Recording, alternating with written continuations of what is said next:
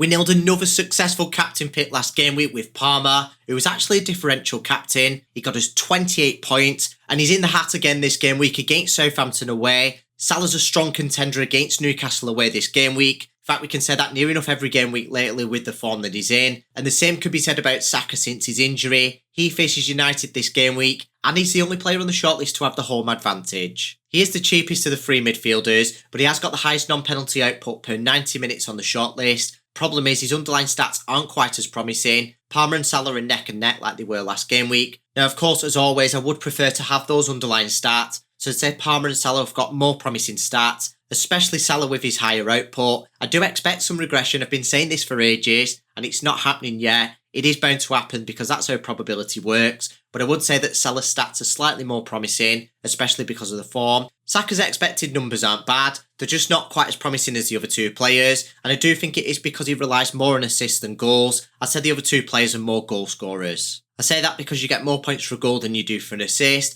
I'm not saying Saka's not a good goal scorer. He just doesn't score as many goals as the other two players. That is from a non-penalty perspective, but he doesn't help himself from a penalty perspective either. He does sometimes give his penalties to his teammate. That's why he's not 100% nailed on penalties, but he is still the main man on pens for Arsenal, so if there is one awarded, he should be the man that steps up to take it. At least he does benefit from taking corners and indirect free kicks. Palmer gets to take them and direct free kicks as well, so he's the set piece specialist. Salah doesn't get to take any of them. Moving on to the probability section, it is worth noting this game week that these odds are based on the assumption that each player plays 90 minutes. We will take a look at the expected minutes later on in the video. It is worth waiting to see how many minutes each player played last weekend and how many rest days they get, because that data is very important in the congested schedule. In fact, none of these players played 90 minutes last game week, and that just shows they're probably going to get reduced minutes. The question is, how many? Well, if all three players played the same amount of minutes, Palmer's got the highest anytime goal score odds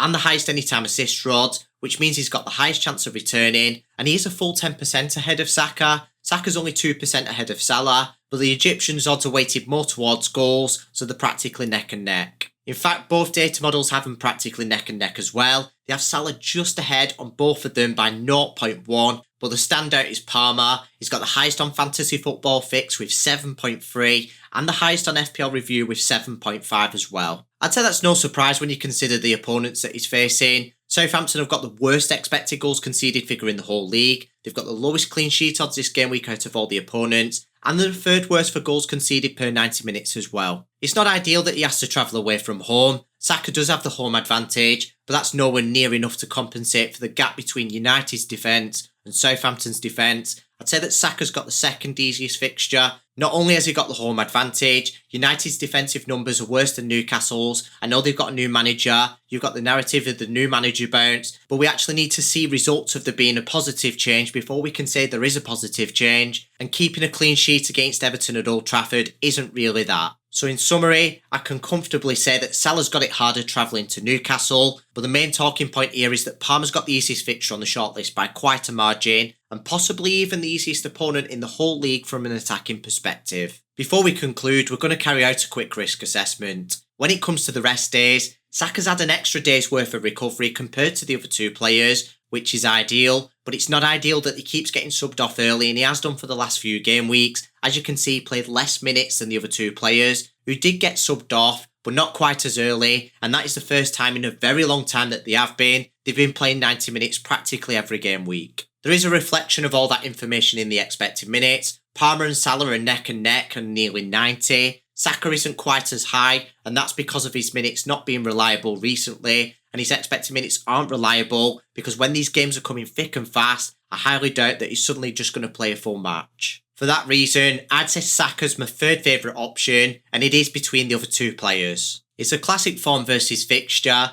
and it's so difficult to ignore the form that Salah's in. I did that last game week and it paid off when I went for Palmer over him, and I am a fixture man, so I think the best captain this game week is Palmer. I'm working hard on publishing 4 videos this week. Make sure you subscribe so you don't miss any of them, and so you don't miss any future captain picks.